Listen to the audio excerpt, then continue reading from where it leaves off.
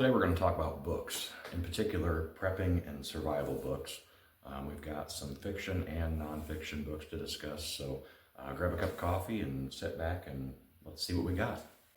To start with, we're going to look at a couple of nonfiction books. The first one is The Encyclopedia of Country Living by Carla Emery. This thing is just chock full of information, everything from how to find and buy land to build or repair old houses. Basically just living without modern conveniences, food preservation and gardening, and whole sections on animals and butchering. Really a great book. Next one is Edible and Useful Wild Plants of the United States and Canada. There's several books out there that are pretty much the same thing. This particular one I picked up at a thrift store. I think that it's pretty self-explanatory why this would be kind of handy. So without too much further ado, let's go ahead and grab our next one. This is Where There Is No Doctor.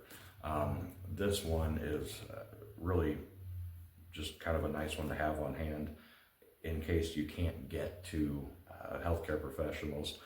There's a lot of things in here that can explain how to treat various conditions, injuries, things like that. So good resource to have.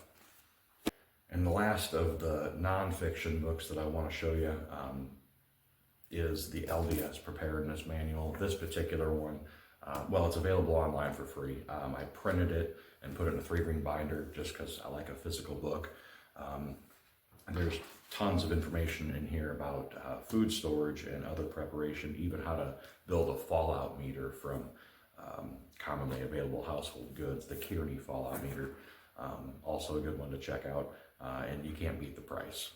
Now, getting into the fiction novels, I want to preface this by saying that they're really not only entertaining, but very thought-provoking.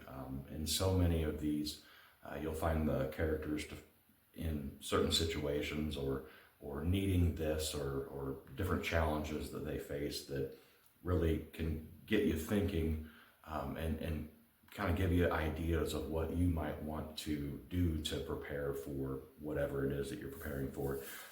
So first we have Lucifer's Hammer by Larry Niven and Jerry Purnell. This is a comet impact story. More entertaining than anything else, but there is quite a bit of information to get you thinking as well. Next is one of my favorites, if not my all-time favorite, Alas, Babylon by Pat Frank. This is a nuclear attack story. Basically takes place during the Cold War and tells the story of what might happen in a small town in Florida if an attack actually happened. Next we have World Made by Hand by Howard Kunstler. This is the first book in a series. This is a peak oil scenario. Basically, when the world runs out of oil and we have to go back to the old-fashioned way of doing things and how we would adjust to that. There's, like I said, a few other books that follow this one, the continuation of the story.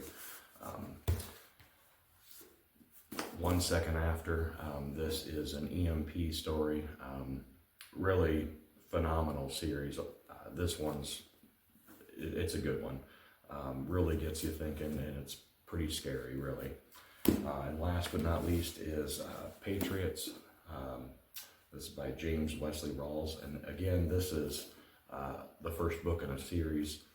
The interesting thing about this series is that all the books are contemporaneous. It's not a continuation of the story. And they also cover lots of different characters. We see what's going on over here with these characters and then what's going on with these characters. A lot of the characters are kind of related, but it's just really an interesting way of putting it all together. So,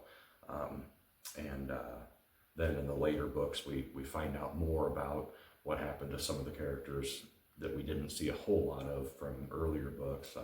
Just really a great socioeconomic collapse story. So anyway, those are just a few books that I've enjoyed and recommend you check out if you're interested.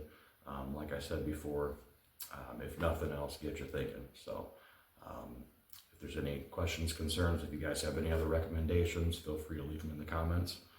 Have a good one.